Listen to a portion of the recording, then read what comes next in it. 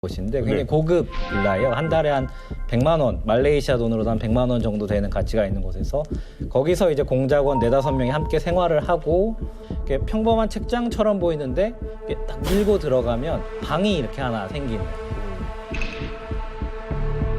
예행 연습했다는 얘기도 있었어요. 네, 맞습니다. 이게 그러니까 8개월 전부터 준비를 했다고 했었잖아요. 근데 이제 흐엉을 섭외한 게 한 4개월 전, 그러니까 12월 정도였고 한 달 뒤에 이제 시티 아이샤도 이제 섭외를 하는데 이게 단순히 이제 그 마지막 범행은 이제 공항에서 이루어졌지만 공항에 가기 전에 이제 주요 이제 뭐 쇼핑몰이라든가 이제 호텔이라든가 이제 말레이시아 곳곳에서도 여행 연습을 했고 시티 아이샤 같은 경우에는 진짜 프로그램이라고 속이기 위해서 그 캄보디아를 데려갑니다. 그래서 해외에 데려가서도 여행 연습을 시키고 이런 과정을 거치면서 진짜로 이게 페이크 쇼다라고 믿게 만드는 작업들이 좀 있었던 것 같습니다. 그때 막 그런 거 있었는데 약 V 뭔가 VX.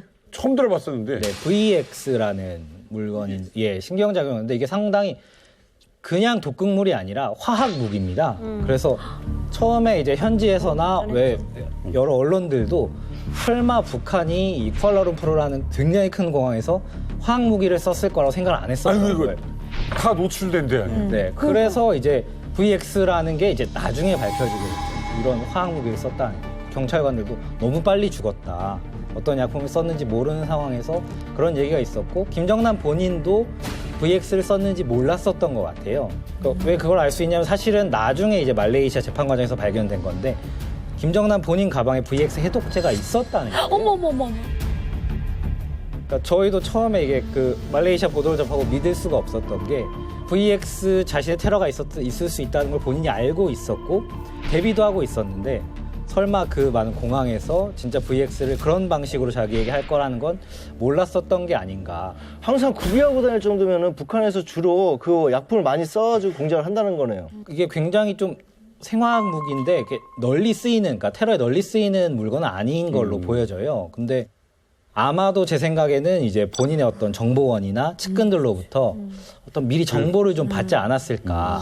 그러니까 이제 사실 치료제라는 것도 이제 구하기가 어려운 물건이잖아요. 그게 이제 가방에서 발견되지 않았을까 생각이 됩니다. 이게 상당히 흥미로운 게 네. 즉시 안 죽고 뚜벅뚜벅 걸어가는 그러니까. 것에서 놀랐다고 말씀하셨잖아요.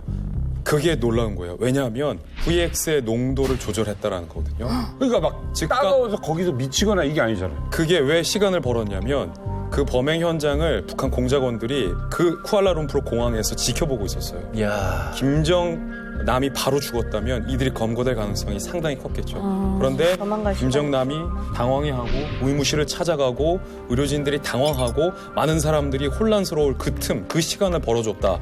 그런데 그 시간을 철저하게 계산해서 계산된 시간에 정확하게 북한 공작원들이 다 현장을 빠져나갔다. 이게 저는 사실 되게 놀라운 지점입니다.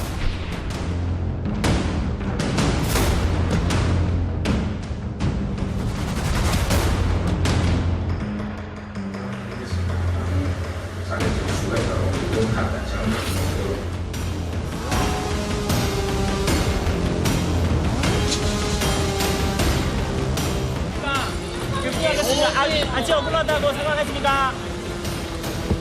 이런 식으로 안 나가서 어떻게 하자는 이런 식으로 안 나가서 말해봐.